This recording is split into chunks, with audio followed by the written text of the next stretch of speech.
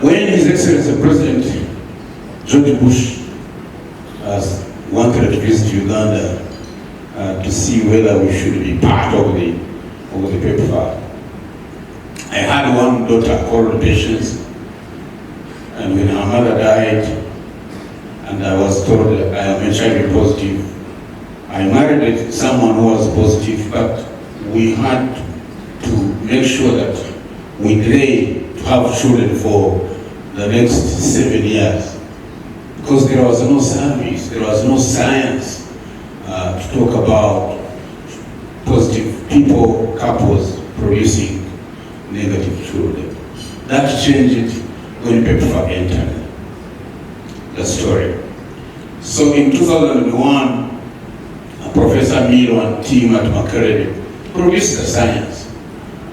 And the same time, that is the time I had my second born, because we got the science, so we are able to put it into practice and produce a negative baby whom we called love.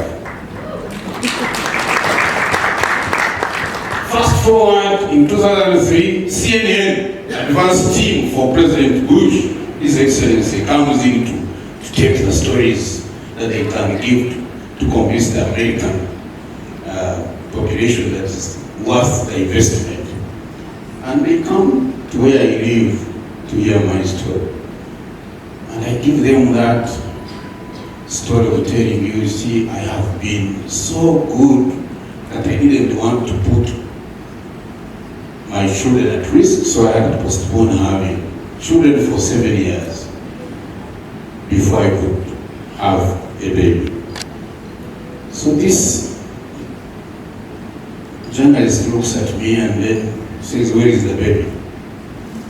We go to my home and I show the baby.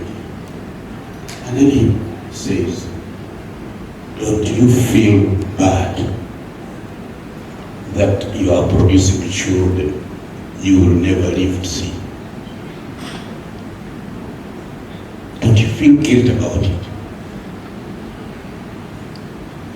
And that entered. It cut across. I remember, I think I cried. That I thought I'd done a good job. But now someone is looking into from another perspective. Don't you feel bad? Then I put in a big breath and I said, well, it's up to the children when they grow up to tell the story. That your dad didn't take a risk for 7 years. And when science came, he went in.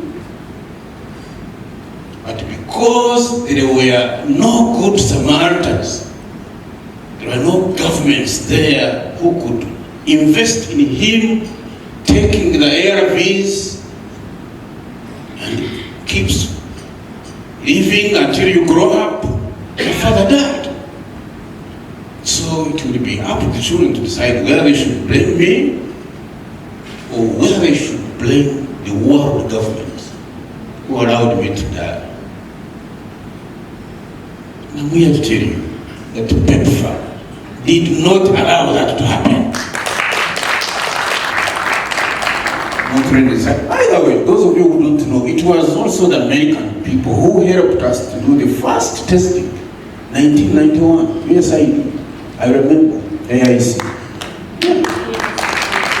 So those of us who married before 91, people ask us, who brought the virus? We don't know.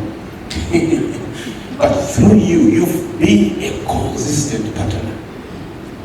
And recently I heard something very exciting, that it's only 33% of us who are positive. That we're now talking about 67% of the people not feeling the stigma, because treatment is there, testing is available, you know. We talk of PrEP, you know, these things that before you came in were not very easy to get.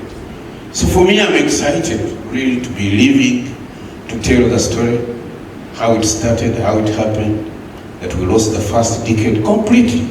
87 was lost, from 81 to 91, lost. Then you came in 91, we started feeling You know the game. Now we are talking about the last mile. We will win, isn't it? We will win. Together with PEPFAR, we will what? We will win. God bless you.